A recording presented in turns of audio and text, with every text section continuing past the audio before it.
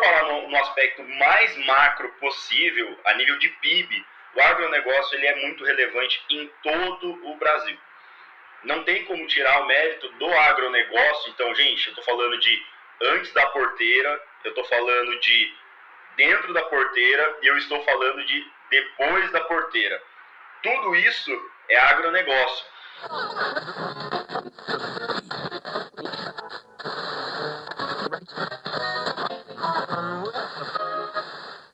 E aí, beleza? Eu sou o Luiz Gomes, criador de conteúdo aqui na Camelo News, e este é o nosso Papo de Camelo. Você é muito bem-vinda ou muito bem-vindo ao nosso podcast.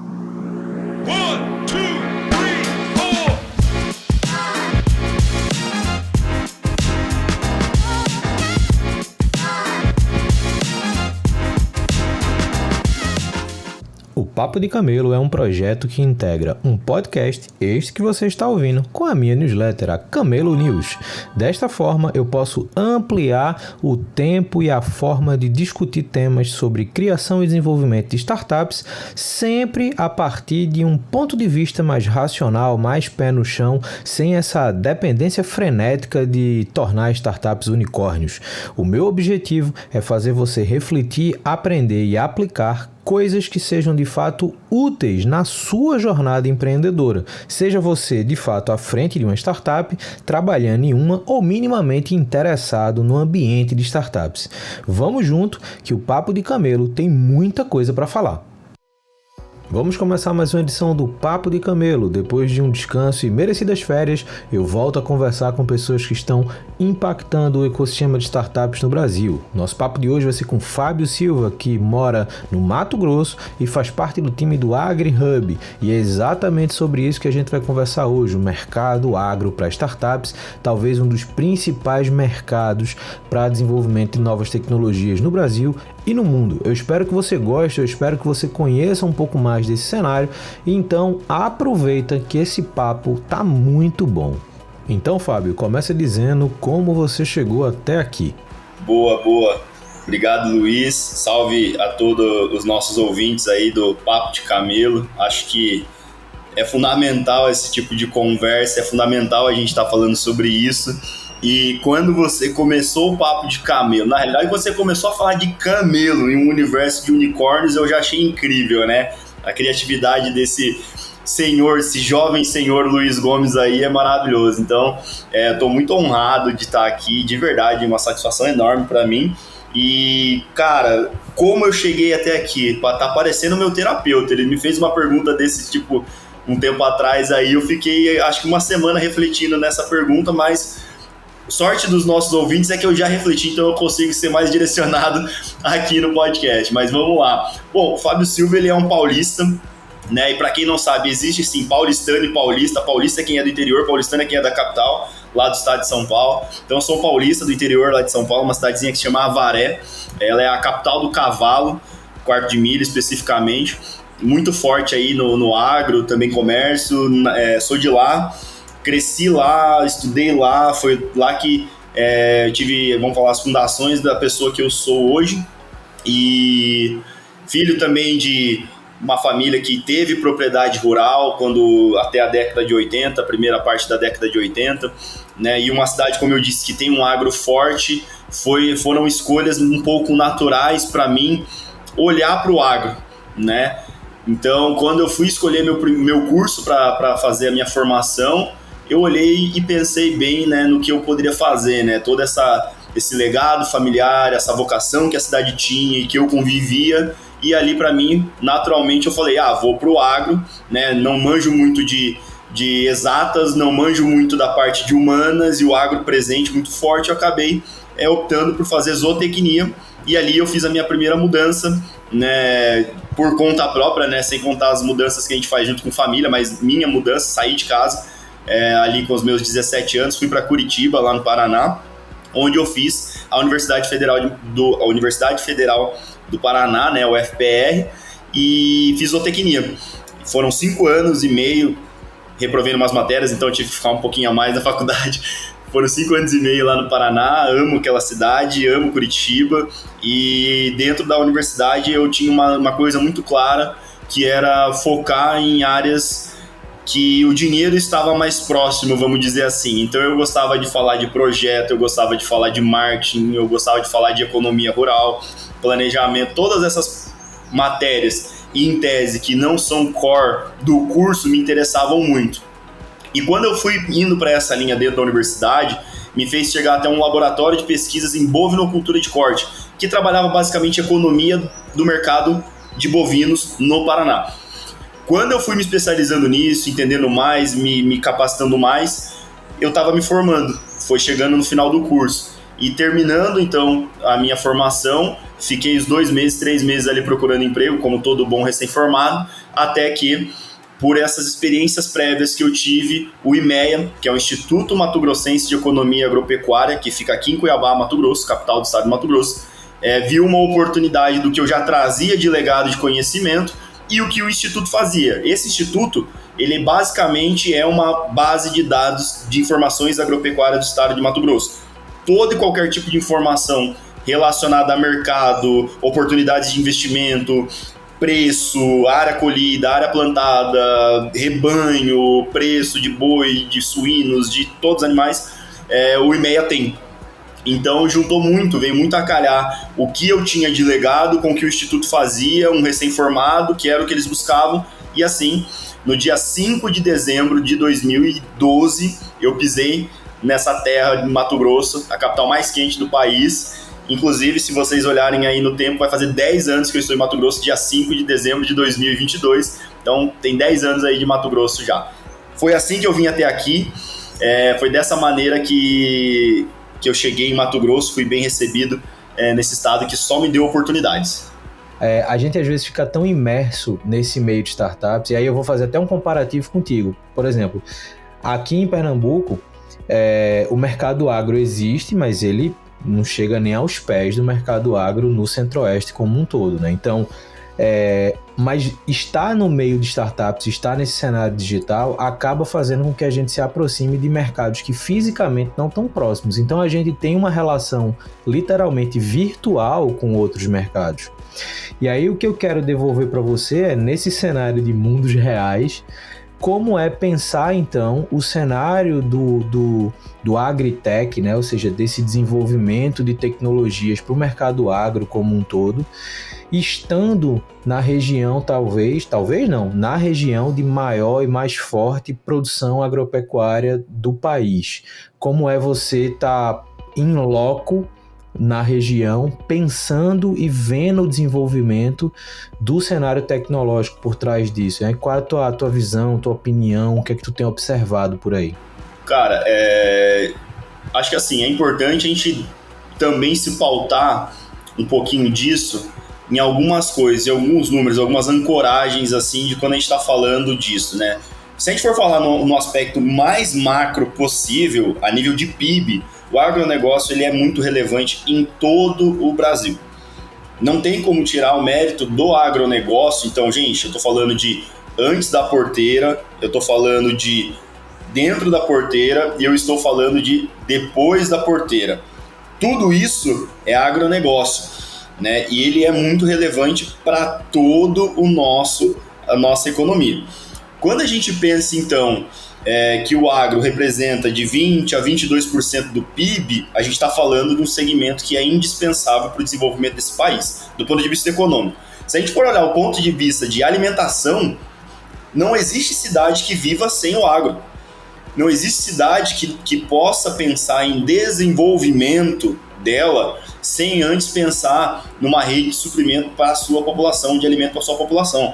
E aí eu não estou falando só desse agro industrial, desse agro de produção de soja, produção de milho em grande escala, algodão para fazer as malharias. Eu não estou falando de uma produção de carne para exportação ou leite mesmo para exportação, laranja. Eu estou falando daquele agro que acontece em cinturões dessas cidades, que é a agricultura familiar, dando de fato, produzindo, melhor dizendo de fato, o alface que a gente vai comparar na feira, no supermercado.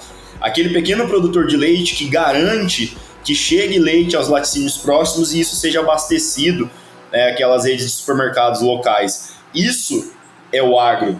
Esse é o agro que a gente tem que valorizar, né, e defender, porque é esse agro que acontece. Então isso por si só já é algo muito grande. Só que, por ser muito grande, ele acaba trazendo algumas ineficiências, mostrando alguns problemas e gerando possibilidades. Essas possibilidades é o que os empreendedores têm tentado aproveitar, tentado chegar, de fato, a algum tipo de solução, algum tipo de tecnologia que seja, algum tipo de forma de ou melhorar essas ineficiências ou, de fato, resolver algum problema. Quando a gente pensa esse mercado, e aí eu estou dando uma dimensão, eu estava pesquisando e tem uma consultoria que se chama Jupiter Research. Eles fizeram um prognóstico aí, vamos dizer, do que vai ser esse mercado agritech no mundo, a nível global. Eles projetam um crescimento de 150% no tamanho desse mercado. O que eles estão dizendo? Que hoje a gente tem um mercado de 9 a 10 bilhões de dólares quando a gente fala de agritech no mundo. Eles estão falando que a gente vai chegar a 22,5 bilhões em 2025. Então é um mercado que, como eu disse, ele já é enorme por si só no Brasil. No mundo, a perspectiva não muda quando dá essa explicação que eu fiz. E eles projetam que ele já é aquecido e ele vai continuar crescendo para quem é agritech, para quem está desenvolvendo tecnologia.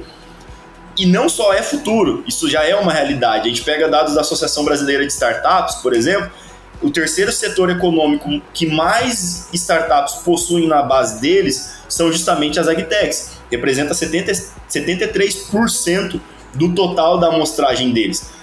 73% da amostragem deles de agronegócio são aquelas que atendem o produtor rural efetivamente, lá dentro da porteira. Então é muita gente já desenvolvendo isso. Trazendo para uma realidade aqui de Mato Grosso, especificamente de um hub também que eu trabalho aqui, que é o AgriHub, a gente está falando que a gente tem aqui conectadas 423 startups que atendem o agronegócio.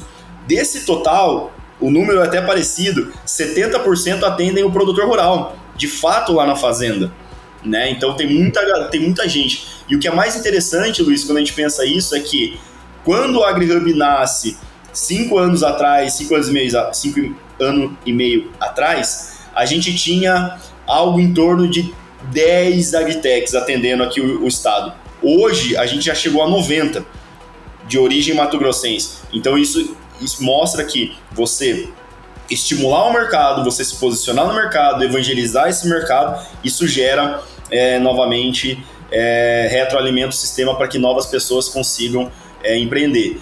Quando a gente faz mais um recorte ainda, para vocês terem uma noção, o estado de Mato Grosso, por ele ser muito forte, dentro da porteira, as soluções que vêm, normalmente elas vão para a agricultura, porque é um dos maiores mercados que a gente tem aqui, soja, milho, algodão. A pecuária vem logo em seguida, porque é o maior rebanho de bovinos do Brasil, está no estado de Mato Grosso. Então a gente tem muitas coisas dentro de um cenário agro, que é muito grande, dentro de um mercado de agritechs com um potencial extremamente aquecido para o futuro, mas não é futuro somente, a realidade já está aqui, a gente vê a realidade acontecendo, a gente vê muita gente buscando fazer. E aí, para finalizar essa parte da fala e da pergunta, o que eu vejo especificamente para essas soluções, do que tem acontecido, é que o agro não é igual a outros setores econômicos. O agro tem uma lógica por si só de safra. É uma lógica de 1 ano, pelo menos, de produção. Isso eu estou falando para a agricultura.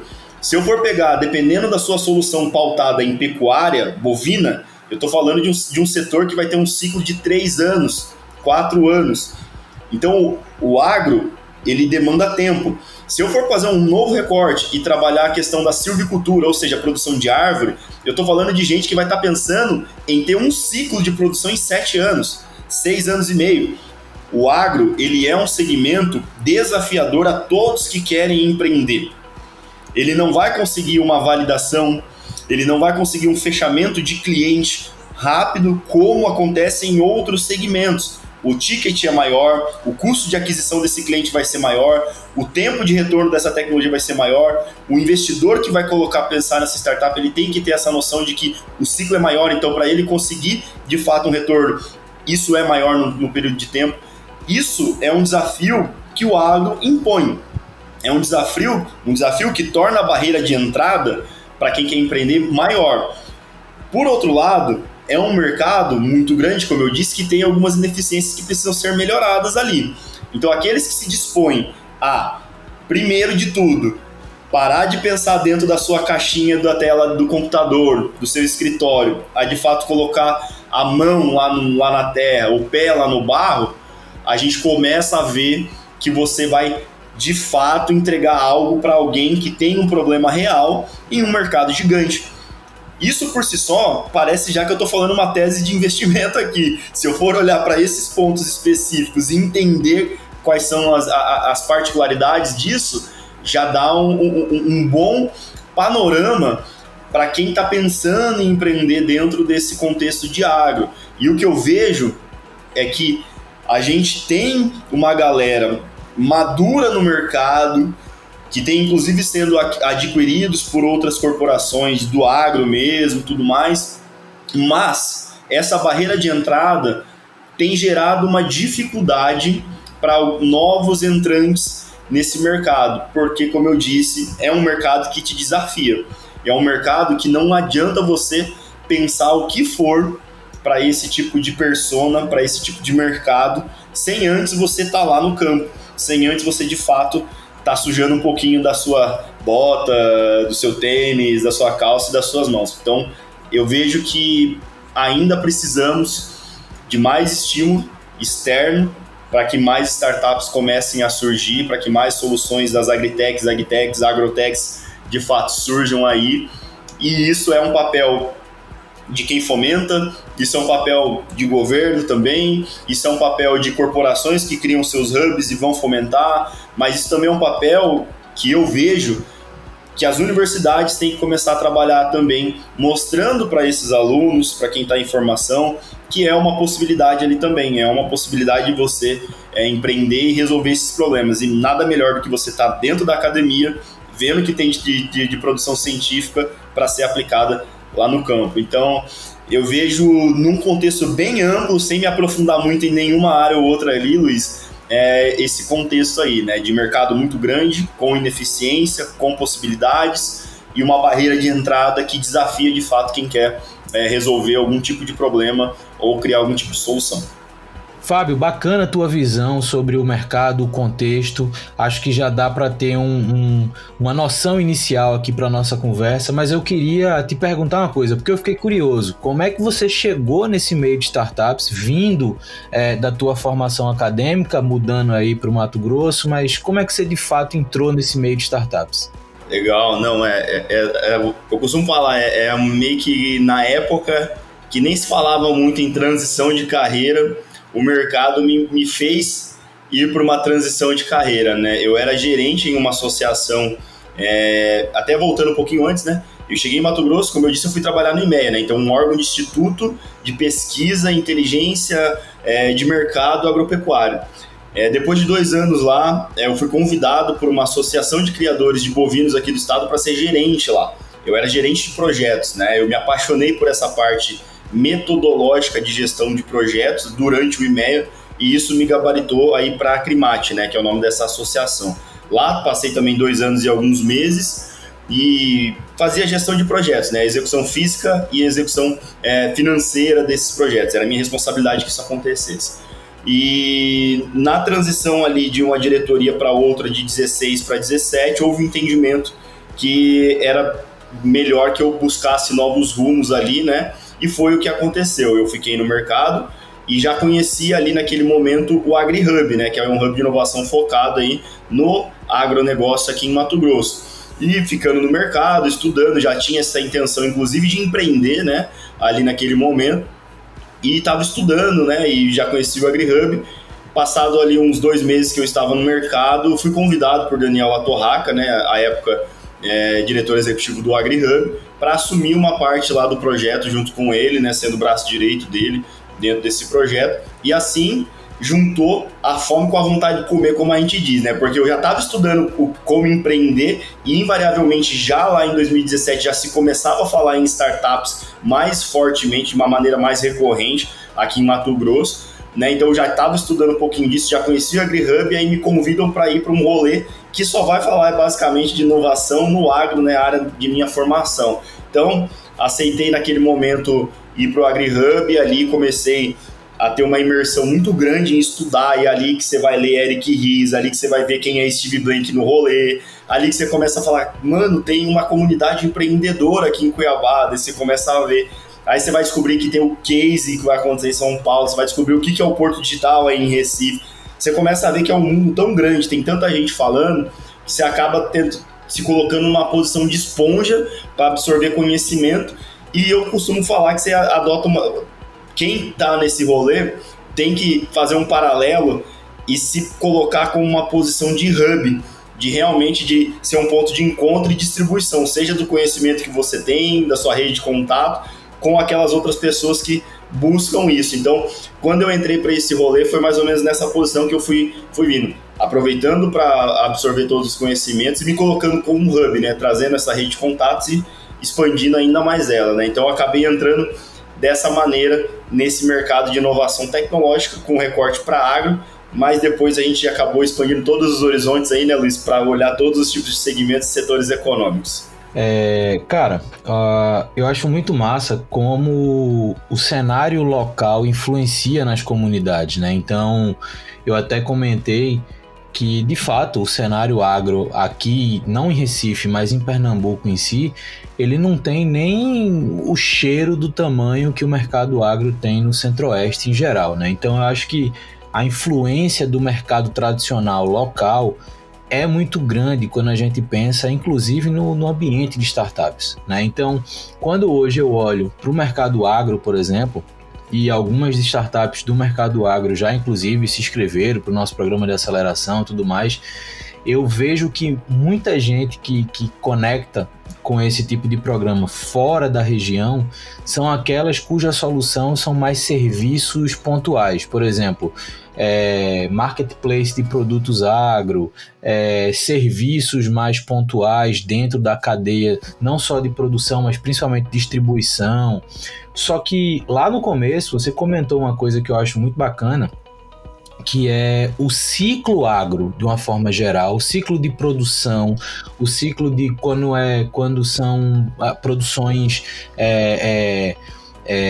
da flora e não da fauna, vamos dizer assim, né? Então, existe um ciclo de produção que é muito longo, que precisa respeitar aí as variações de clima, momentos do ano, localização.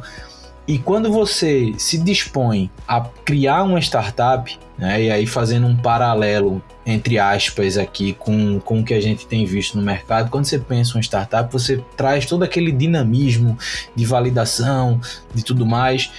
Só que, por outro lado, a gente acaba falando pouco, você já comentou acho que na segunda pergunta que eu fiz, sobre o desenvolvimento de produtos através desse desenvolvimento científico, mas esse de fato é um tema que a gente acaba ouvindo pouco, né? Você falou aí, quando você lê o Eric Ries, quando você lê o Steve Blank, quando a gente lê esses caras, a gente descobre que tipo, é o fazer rápido, é o validar rápido, é o entregar pouco.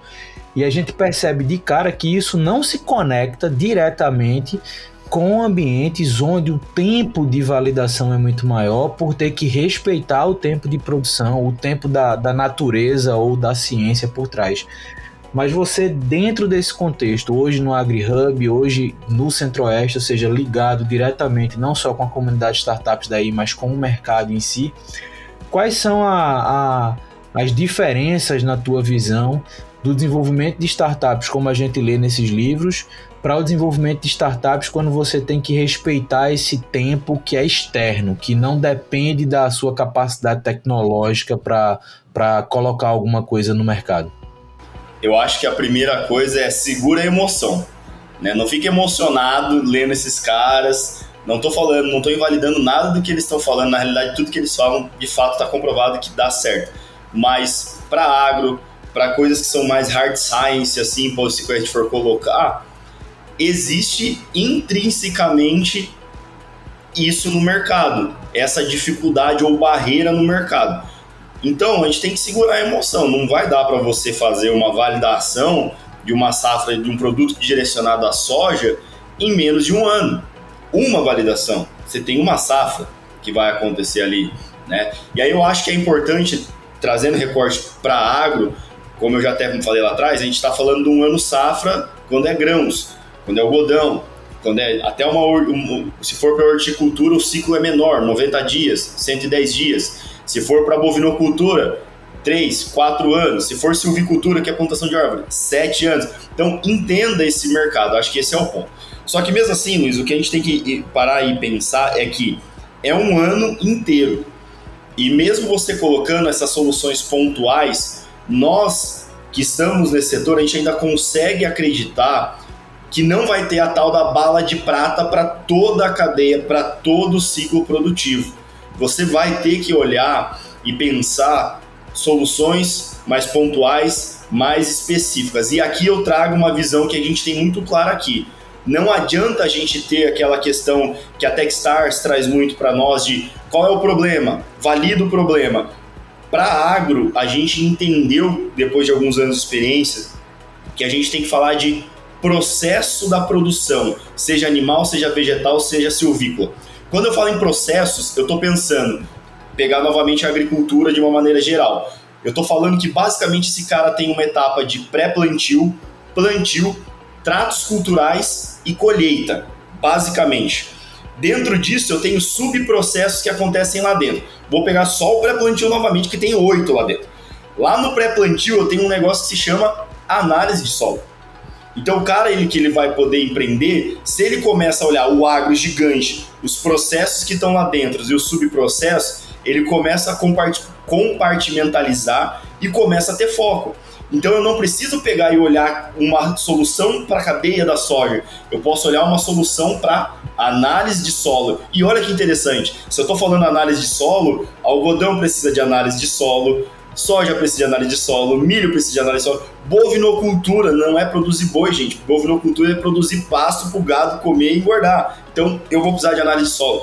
Então a gente tem que ter uma noção muito clara de que o agro, ele realmente é gigante, ele tem essas barreiras de entradas, mas com inteligência, com estratégia, é possível você entrar nele com uma visão mais pragmática do que o agro entrega e do que o agro é, para você ofertar uma solução talvez pontual. E aí eu trago todo esse arcabouço que Eric Ries e Steve Blank traz de você resolver um problema ou melhorar um processo, e depois eu comecei com análise de solo, será que depois eu não posso aí fazer a correção do solo, a fertilização desse solo? Eu não posso fazer a dessecação de algum tipo de planta daninha que esteja ali? Eu vou acoplando novas coisas, mas primeiro eu estou validando um pequeno processo que eu estou entregando. Dessa maneira, a barreira de entrada ela continua alta, o sarrafo ainda está lá em cima, mas eu acredito que isso se torna mais fácil. Essa é a parte mais técnica da resposta. O outro lance que eu costumo falar, e já até comentei, não adianta você ficar dentro do seu escritório. Se você está falando de agro, você tem que estar lá no campo. Mas eu tenho um marketplace de comercialização de mel. Beleza, irmão, tá certo, precisa disso. Mas você tem que ir lá falar com o seu cara, com o seu produtor. E às vezes não é só o produtor, você vai falar com o produtor, mas você vai falar com a trade que está comprando. Você vai falar com o frigorífico que está comprando boi. Você vai falar com a algodoeira que está originando o algodão lá no campo. Então assim, não adianta a gente falar tudo, dar todas essas dicas, ser maravilhoso isso que a gente está dando, diminuindo, compartimentalizando em processo, subprocesso, se você acha que você vai ficar dentro do seu escritório e vai resolver isso. Não é bem assim, o agro não funciona assim. O agro ele realmente traz junto com ele a questão de você pegar na mão, de você olhar no olho, da tua botinha tá suja e tal. E isso faz suar a testa, né? Tem que chapéuzinho, tá aquele bronzeado agrícola, né? Que a gente sempre fala, é só o bracinho para fora bronzeado e a marca da gola polo assim. É o agro, gente. O agro ele não acontece na cidade, ele acontece no campo. Então, vai pro campo, vai pra rua. E aí eu tô novamente citando Steve Blank de outra maneira, porque ele sempre fala lá, vai pra rua. É a mesma coisa, vai pro campo, vai lá, pisa no barro, vai pra cocheira se for pra mexer com boi, entendeu? É esse a mensagem principal. Ter uma estratégia de entrada, entendendo o que você quer resolver, de processos que você quer melhorar, mais certo? E aí, quem quiser pode me procurar, o AgriHub também, a gente tem tudo isso aí já mapeado para ajudar a galera. É um trabalho que o AgriHub faz de evangelizar e vamos falar assim, estimular que soluções cheguem para o produtor rural. Então a gente está abrindo caminhos aí, né, para isso, e vá para o campo. Acho que é basicamente isso aí, Luiz. Isso é muito legal porque quando a gente olha nesse meio de startups, a pessoa fala assim, criei uma plataforma para vender maquinário agrícola. Na minha plataforma, o cara vai cadastrar o trator dele, a máquina que faz a colheita e vai vender por lá. E a galera acha que vai conseguir fazer isso com um escritóriozinho compartilhado, sei lá, em Recife ou em São Paulo. Não sabe nem onde é que esses tratores estão, não sabe nem como a galera faz a avaliação real desse maquinário. E essa tua visão ela é muito bacana, porque fazendo um paralelo com a minha última experiência empreendedora, o mercado de logística é muito parecido. Então, quando você fala principalmente de logística de importação e exportação, a gente está falando de N possibilidades de produto e todas elas processos que são muito tradicionais. Eu não vou dizer que eles são consolidados, porque eles estão sempre melhorando, mas assim, eles são tradicionais, eles são estabelecidos dentro do contexto. E se você não for no lugar, se você não conversar com as pessoas, eu lembro que um dos meus processos de validação, na época eu estava morando em BH em 2014, quando eu estava sendo acelerado naquele CID, a primeira versão do CID Minas Gerais. A gente visitou uma empresa de exportação, não sei se quem está ouvindo sabe, mas o estado de Minas Gerais tem o maior porto seco do Brasil, ou seja, é um porto fora do mar, né? Fora do litoral.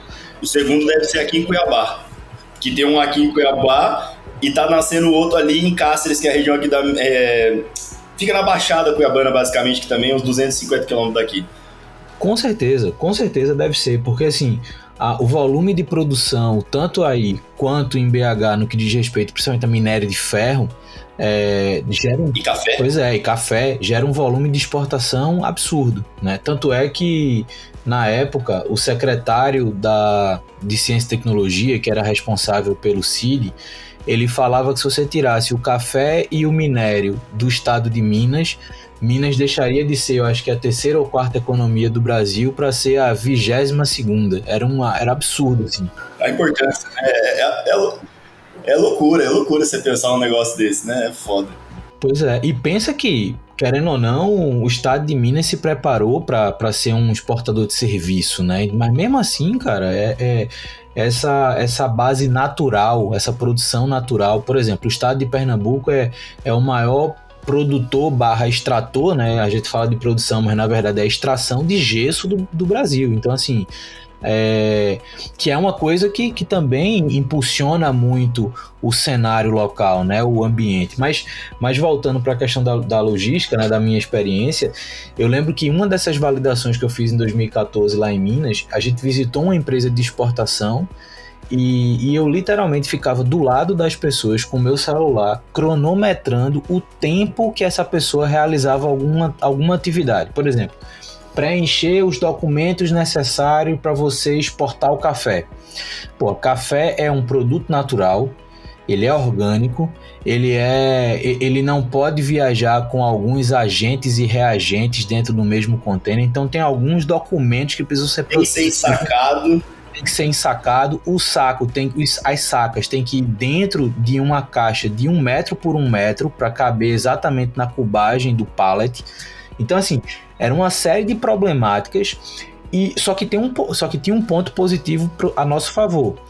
Esse documento, ele sempre tinha o mesmo formato, ele sempre pedia as mesmas informações. Então, ou seja, se a pessoa só exporta café, e em tese o café é o mesmo, ou seja, é produzido no mesmo lugar, com o mesmo processo, gera o mesmo grão no final das contas, eu só precisava parametrizar poucas variáveis desses documentos. Mas esse cronometrar e tá lá para fazer isso, me gerou a percepção de que, vou dar um número agora que eu não lembro exatamente quanto era, mas se a pessoa gastava 20 minutos para preencher num documento, se a minha solução não permitisse que aquele preenchimento fosse no máximo 2-3 minutos, aquela pessoa não ia usar. Porque na cabeça dela, do jeito que eu faço já me atende. Se eu baixar de 20 minutos para 15, esses 5 minutos ele não é um argumento tão forte para a pessoa largar um pelo outro. Então, tá em contato, tá na rua, né, como você falou, eu acho que é o ponto-chave desse processo de validação. Uma outra coisa que você falou que também eu acho que é muito legal para perceber é o seguinte: você falou do ciclo agro, né, do ciclo safra, né? No nosso caso também tinha o ciclo de transporte, né, tem a cadeia logística. Se eu for, por exemplo, a gente gerencia a cadeia logística. Não, você não gerencia a cadeia logística, não tem como.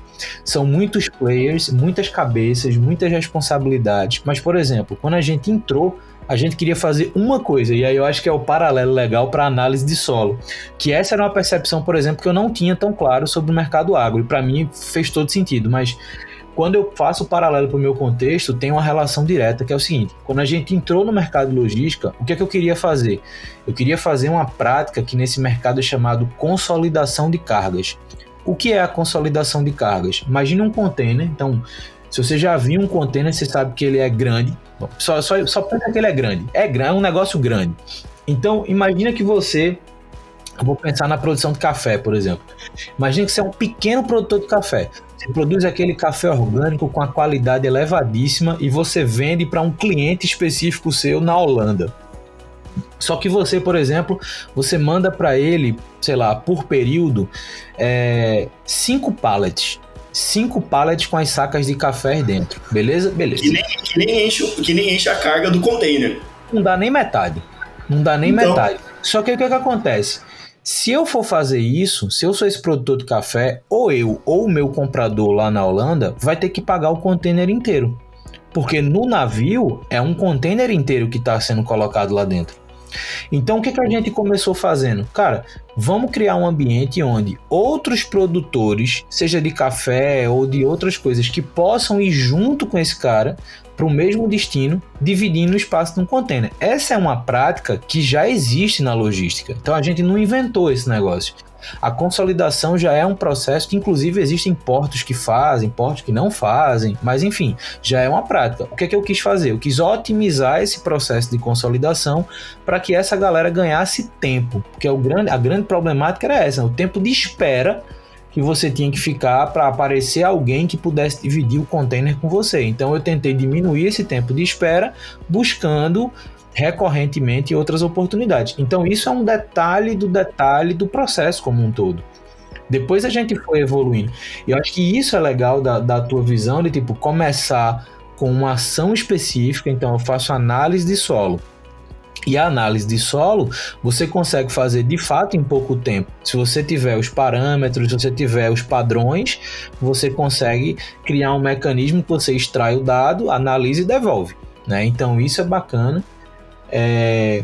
E aí isso também me faz pensar numa outra questão, assim, é tipo ambientes como o AgriHub que você está hoje, né? Esses hubs direcionados a mercado, né? Porque hoje existem muitos desses hubs no Brasil, só que boa parte deles também atendem meio que mercado genérico, né? Então não são específicos para especialistas em um mercado. E aí o que eu queria entender agora é a importância de ambientes como o AgriHub nesse contexto, né? Eu sei que vocês se conectam com startups de agro do país inteiro, então assim, também é um facilitador para quem geograficamente não está no Centro-Oeste, mas assim, na tua visão, né, do cara que veio do lado técnico, do cara que entrou no ecossistema de startups, do cara que entende o mercado como um todo, qual a importância da gente ter um ambiente como o AgriHub para fomentar, de fato, o desenvolvimento de soluções nesse mercado que, enfim, em termos econômicos faz sentido, mas em termos de barreira ou sarrafo alto, como você falou, ainda gera muita dificuldade para a galera, de fato, entrar como empreendedor de startup no agro. Não, legal. Eu acho que assim, essa é uma pergunta que ela pode se misturar com o institucional da camisa com a revista do Hub lá, mas até, Luiz, falando, a gente se conecta com o mundo inteiro. Agro existe no mundo inteiro, gente. O agro não é só o Brasil, não, né? O que acontece, até um paralelo, um disclaimer bem comecinho assim, eu tive a oportunidade de ir para a Índia, né? E a Índia, gente, acredite, é o país mais agro que tem no mundo, se eu não estiver enganado, em número de pessoas. A Índia tem 1 bilhão e 300 milhões de pessoas. A gente está falando que lá tem 750 milhões que vivem no campo. Trabalham, produzem no campo. E sabe o que é mais louco? O tamanho médio da propriedade rural na Índia é 1 hectare. Gente, 1 hectare, 10 mil metros quadrados, o tamanho médio da propriedade indiana. Enquanto eu estou aqui em Mato Grosso, a média da propriedade rural de Mato Grosso era de 1.500 hectares e já estamos falando em 2.300 hectares de média. Então, olha a loucura de você entender o agro o qual você está. Mas por que eu falei isso? Tem uma startup de lá, Luiz, que chama Cropin. Os caras entenderam o rolê deles. Eles nasceram na Índia, validaram na Índia com esse tamanho médio de propriedade, produzindo uns grãos diferentes do nosso aqui e tal. E aí os caras estão captando, acho que quando a gente esteve lá em 2018, os caras estavam fazendo um Series C, né, no português, para a expansão internacional deles. Então, olha quantas rodadas esses caras tiveram dentro do mercado agro para ir validando, para conseguir um Series C. Quando os caras conseguiram um Series C, os caras começaram a pensar em mercado global. Sabe onde eles foram bater? No AgriHub. Vieram falar comigo porque eu conectei com os caras lá. Então, um hub de inovação, galera, é um ponto de choque entre pessoas e conhecimento. Um hub, ele serve para isso. O resto é acessório. O resto é realmente acessório ao choque das pessoas que vão acontecer lá. Pega um exemplo nacional. Todo mundo amava o cubo, porque o cubo é maravilhoso, porque o cubo é incrível e tal. Trombava todo mundo. Foi pro cubão, como o povo tá chamando, a galera falou, pô, agora a gente não se tromba mais. Tem um colega meu que trabalha na startup vizinha que tá no andar de cima que eu nem vejo na semana inteira. Então, qual é o papel do hub? Em última instância, choque entre pessoas, choque entre conhecimentos, choque para gerar conhecimento, choque para gerar conexão. Esse é o papel do hub. No caso dos específicos, eu acho que eles têm um papel a mais, que é conseguir trazer esse cara cliente para se chocar com esse cara resolvedor de problema, melhorador de processo. Então, o hub ele sempre vai ir para isso. E aí você pode pensar várias coisas. Pode ser um hub focado que vai fazer inovação aberta, pode ser um hub focado que vai fazer aceleração, pode ser um hub focado que vai só fazer conexão, pode ser um hub que vai fazer tudo. Então, o hub ele tem que ser pensado, estruturado para facilitar. Não adianta eu criar um hub dentro de uma instituição que fala, olha, eu fecho 5 horas da tarde e ninguém mais entra. Pô, mas a comunidade quer fazer um evento 7 horas da noite, porque o cara ele trabalha o dia inteiro, ele não vai vir num evento no horário comercial. E aí tu fecha 5 horas, como eu vou fazer o evento? Não rola. Né? O hub ele tem que ser esse lugar mais aberto, propenso a proporcionar o choque entre as pessoas. Pode ser uma visão idealista ou até romantizada de hub que eu tenho, mas pegando a minha experiência como community manager que eu estou assumindo cada vez mais dentro do AgriHub, Luiz, o que eu olho muito é justamente isso. Como eu consigo entregar valor para essas pessoas por meio da conexão, por meio de relacionamento, por meio de um espaço que emerja a inovação tecnológica e empreendedorismo. Tem até uma frase que a gente usa muito aqui, no ambiente específico do hub, que é onde fica o cafezinho, quando a gente tem um happy hour ali que fica a geladeirinha com o chopp, com a cerveja e tal. É impressionante como ali acontecem essas conexões. A gente até brinca na frase, e a frase é, abre aspas, essa é a mágica do hub. Porque é naquele momento que o cara tá tomando um café, comendo uma bolachinha, pegou um chá, tomou um chopp, o cara tá lá, ele pum, conectou, tive uma ideia, pô, legal, vamos sentar para conversar mais sobre isso ali. Então, assim, a mágica do hub, como a gente sempre usa, é exatamente isso, proporcionar o choque entre essas pessoas. Isso é muito massa, assim, como ambiente. Essa talvez seja a grande falta que eu sinta em não ter mais um escritório fixo, né? Então, quando, enfim, a gente teve que migrar para dentro de casa, a gente percebeu que essa volta, quando fosse permitida, ela não ia ser trivial, porque as startups em média, né, as startups em geral conectadas com a gente, elas não ficam aqui em Recife, né? Então, você fazer todo mundo mudar para cá, quando as possibilidades poderiam ser, quando a gente poderia de fato estar junto, não ia mais acontecer do mesmo jeito. Então a gente de fato ficou remoto, fica de casa, mas esse tipo de situação realmente faz falta, porque é isso, a magia da coisa acontece nesse cenário, nesse momento, nessa troca de experiências ali, totalmente informal, totalmente imprevista. Não, o que eu ia dizer é que assim, a gente, enquanto seres home officers, vamos dizer assim, a gente aprendeu a ser focado. A gente não entra para bater papo no rolê, a gente não tem esse bate-papo. A gente entra, beleza, Luiz, o que a gente tem que fazer? Ah, isso. Ah, beleza, valeu, falou. Reunião que era para ser reunião de 1 hora se tornou reunião de 30 minutos e algumas reuniões de 30 minutos se tornaram 1,5. Porque a gente ficou focado, a gente tem que resolver. E aí você vê aquelas loucuras de todo mundo postando. Ah, vamos marcar alguma coisa, vamos, deixa eu só ver minha agenda. Você procura pequenos gaps para você poder fazer isso, mas se tem uma crítica que eu faço ao home office, entenda, galera, eu sou muito home office, eu amo home office, de verdade. Eu rendo mais, eu produzo mais, eu performo muito melhor. Se tem uma coisa que eu posso criticar, é isso. A experiência que a gente tinha desse contato com as pessoas, do cafezinho, do bater um papo, do jogar a conversa fora às vezes, de falar que o Corinthians perdeu ontem, infelizmente pra mim, né? É isso, cara. Então, assim, sabe, o Hub, ele tem essa magia, o físico, o escritório, traz essa mágica aí que a gente gosta muito, por sinal. Pois é. Mas teve um outro ponto também na tua fala que me fez pensar num aspecto desse cenário que eu não tinha pensado antes, que é o seguinte: como vocês hoje, não só como hub, mas como comunidade, como ambiente que está consolidado em inovação para o agro, como vocês têm influenciado isso no profissional do agro, né? Então, assim, voltando a fazer esse paralelo com a minha última experiência, o profissional de logística, ele tem uma característica muito semelhante um com o outro, que é aquela de eu entendo do meu mercado, eu sei como esse mercado funciona, eu sei como o processo acontece.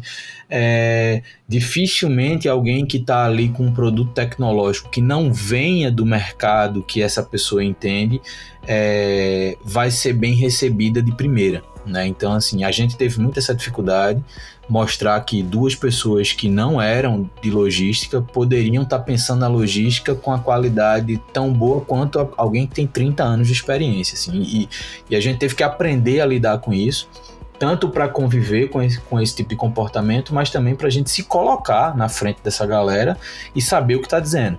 Mas óbvio que no caso de vocês, provavelmente existe também um contato, como você falou, né, com o cliente, com o produtor rural, com a pessoa que está vivendo do campo, né? O empreendedor de startup agro, ele pode viver no campo, mas o foco agora é quem vive do campo. Como é que vocês hoje interagem, influenciam? Como é que vocês trazem esses profissionais para próximo desses produtos digitais que estão surgindo hoje? Eu acho legal, assim, falar um pouco assim, até do AgriHub. Não vou entrar em detalhes, mas para vocês terem uma ideia, o AgriHub ele nasce em outubro de 2016. Então eu estou falando de um hub que já tem 6 anos. Em última palavra, assim, né? São 6 anos de hub. E lá atrás a gente entendia que existiam duas personas. Produtor rural, que eu precisava evangelizar ele para agricultura digital, agricultura 4.0, e startup que entregava a solução para esse cara que eu precisava conectar, basicamente. Só que a gente foi entendendo ao longo desses anos que a gente precisava impactar outras pessoas que, bem você disse, vivem do agro. Então a gente começou a segmentar mais isso. O produtor rural continua sendo o coração, mas a gente entende que eu tenho também as startups que estão ali, eu tenho galera que vai empreender, então eu preciso estimular esse empreendedorismo, mas o grande X da questão era, eu tinha uma galera, uma rede de apoio do produtor rural que a gente não atacava em hipótese nenhuma, a gente não riscava nem a casquinha do ovo dele lá, sabe? E quando a gente percebeu isso, a gente falou, temos que dar um jeito de trazer essa galera que é o profissional do agro, que é o influenciador do produtor rural para dentro desse rolê da inovação tecnológica no agro. E ali nasce uma nova persona que a gente acha muito importante. E por que a gente detectou isso? Nós percebemos que o produtor rural, para tomar uma decisão de adotar uma tecnologia, ele acredita muito em quem o assessora. Seja o advogado, seja o contador, o veterinário, o agrônomo, o zootecnista, qualquer pessoa que atenda esse produtor rural e ele tenha muita confiança nele, influencia a decisão dele. Então veja bem, eu como produtor rural, tenho o Luiz como matemático que me ajudou em algum momento da minha vida lá e ele é meu profissional do agro por algum motivo. Se eu confio em Luiz, eu não vou adotar uma solução que está sendo vendida para mim, sem antes perguntar para Luiz o que ele acha dessa tecnologia. Eu não vou, eu vou perguntar para Luiz. E muitas vezes o que nós constatamos é que o cara, não porque ele queria, mas o cara, sem saber, ele estava sendo um detrator dessa tecnologia por desconhecimento. Então o que a gente fez? Cara, vamos capacitar esse cara para agricultura digital, agricultura 4.0, para que no mínimo ele passe de uma posição de detrator para neutro e quem sabe uma posição de estimulador, né? De quem vai ser o avarista daquela tecnologia. Isso foi uma tese que a gente vem trabalhando nos últimos 1 ano e meio, vai fazer 2 anos e tem dado resultados. A gente tem capacitado, a gente está com uma rede de mais de 1.500 profissionais do agro em Mato Grosso, que nós vamos entregando conteúdo, capacitando eles por meio da nossa plataforma digital lá, né, a MyAgriHub. Então a gente vem capacitando eles para que justamente isso aconteça. Ele adote uma posição neutra ou uma posição de estimulador dessa tecnologia e quando o produtor precisar dele para tomar uma decisão, esse cara possa ajudar. Então como que o Hub ele vai ajudar no final do dia? Pô, Fábio, sou médico veterinário, recém-formado, não sei o que está acontecendo. Cara, você já pensou que você pode, empreender? De fato, não somente na sua área, você pode ser um empreendedor e olha, eu tenho aqui mapeamento de processo de produção de bovinos, de equinos, de frango, de suínos e tudo mais. Você pode olhar isso e ver oportunidade, porque a técnica você tem. Eu só estou te ajudando a ter uma clareza de onde você pode empreender. E olha que legal, além disso, eu também posso te ajudar a entender desse mercado digital. Porque eu tenho isso de conteúdo para você se capacitar e melhorar. Então a gente acaba ajudando essas pessoas que querem entrar nesse mercado assim. E aí vem a comunidade, que eu estou saindo do papel do Hub para a comunidade, e aí eu estou falando de comunidade empreendedora, que é o lugar mais democrático dentro de um ecossistema de inovação. Ali você vai ter todo mundo.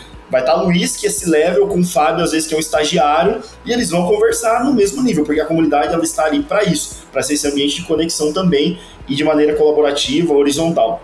Então, a gente acaba também, por meio de comunidade, quando chegam esses novos entrantes no mercado, falando, olha, você já conhece a comunidade empreendedora? Tu já começou a se conectar com essa galera? Tu já entrou para esse rolê? Então, tem esse caminho também. Mais uma vez, a gente acaba sendo esse ponto de encontro, porque essas pessoas vêm nos procurar e a gente acaba, ou de maneira própria, ou de maneira indicativa, né, para outros momentos, direcionando essas pessoas.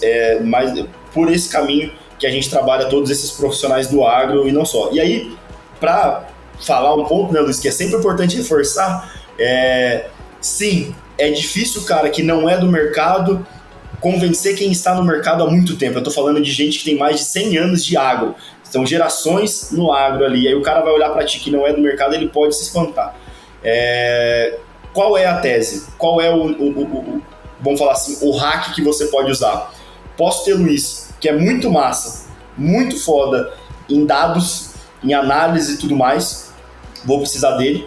Vou ter que ter o cara da tecnologia e vou ter que ter um cara que entende de negócio. Quem é esse cara que entende de negócio? Às vezes o veterinário, às vezes um produtor rural, às vezes um zootecnista, um agrônomo. Porque isso vai te trazer uma perspectiva de tenho capacidade técnica para produzir o que eu quero produzir do aspecto tecnológico, mas eu também tenho que entender o negócio. Quem vai entender o produto vai falar, velho, vamos fazer um negócio assim? Vai falar, não, o que eu quero colocar um negócio em texto? Se o produtor tem aqueles dedão normalmente calejados de estar no campo, se ele não vai digitar, ele vai falar em áudio. Então eu tenho que pensar uma solução de produto para aquele produtor, para aquele cliente que eu quero atingir. E aí, obviamente, quem é do mercado tem uma vantagem para pensar esse produto. Então, equipe multidisciplinar com quem entende do mercado é um diferencial e ajuda bastante no processo de entrar no mercado também. Isso é um ponto importante. Eu acho que você meio que respondeu a minha próxima dúvida, que era o quanto esse ecossistema de startups focado no agro também estimula o empreendedorismo de profissionais técnicos do agro, né? Então, o veterinário, o zootecnista, o agrônomo. Então, isso também é uma coisa legal, porque, em geral, né, convivendo no meio de startups, a gente vê que ainda é um ambiente onde profissionais de tecnologia dominam, vamos dizer assim, o volume de pessoas empreendendo.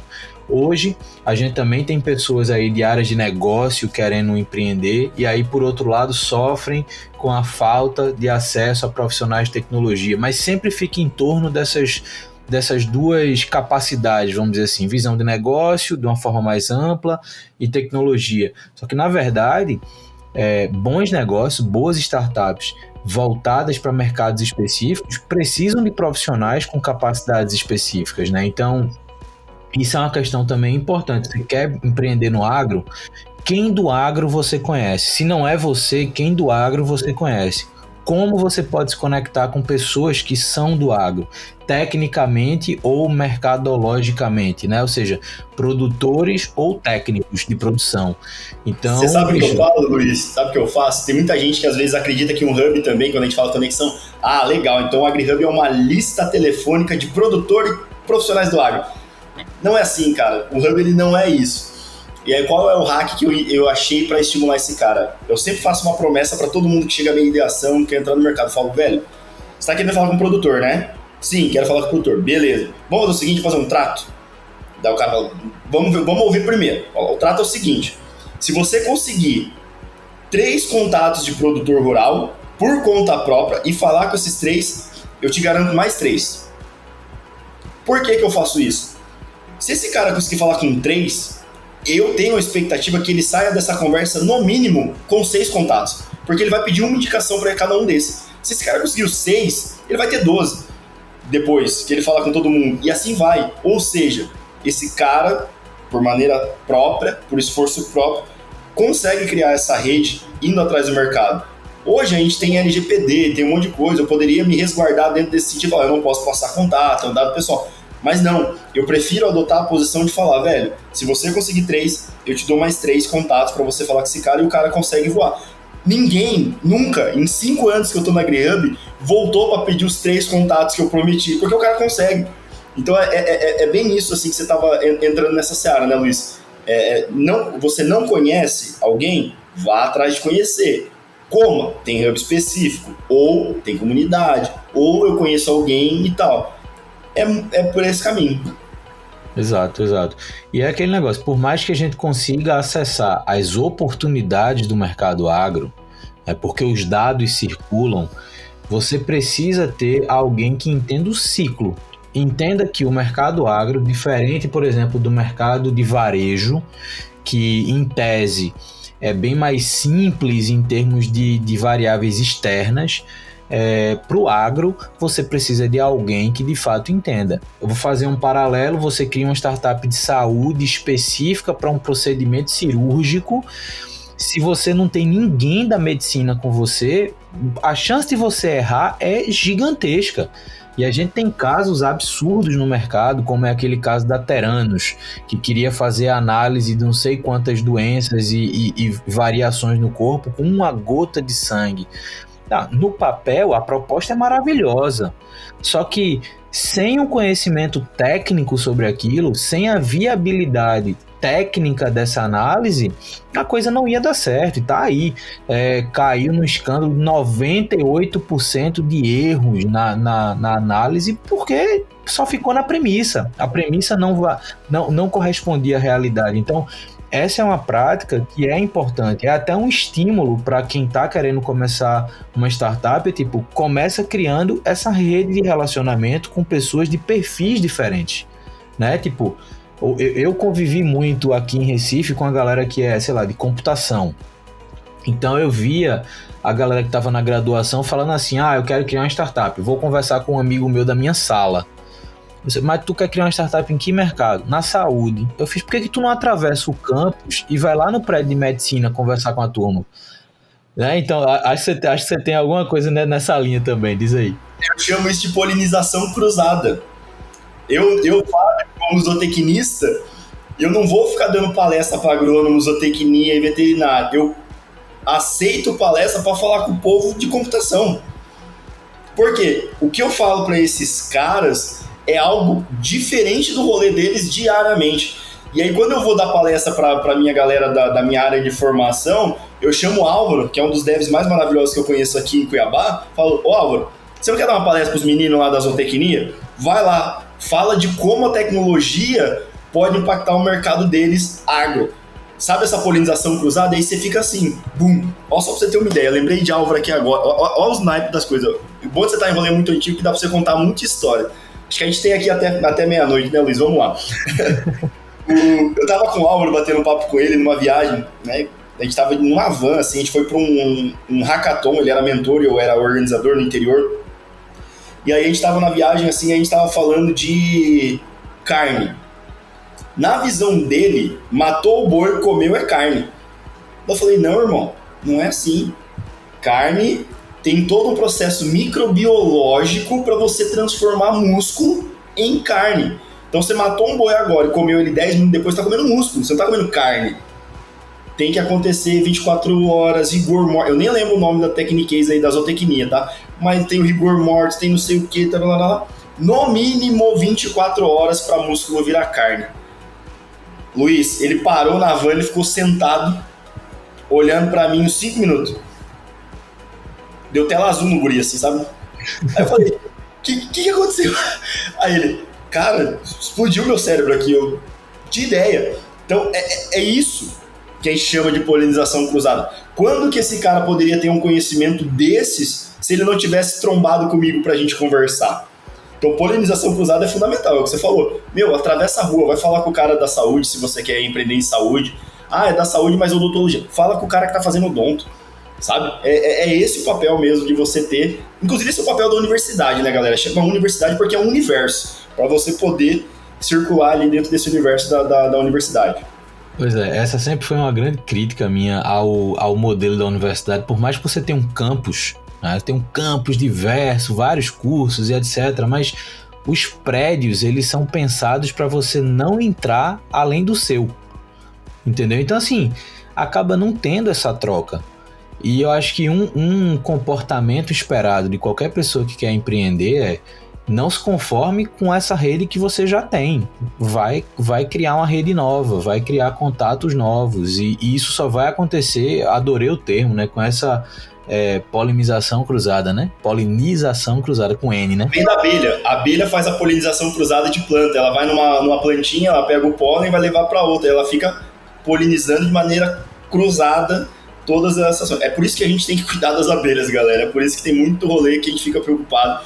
Se as abelhas sumirem do mundo, a gente tá realmente lascado. Pois é.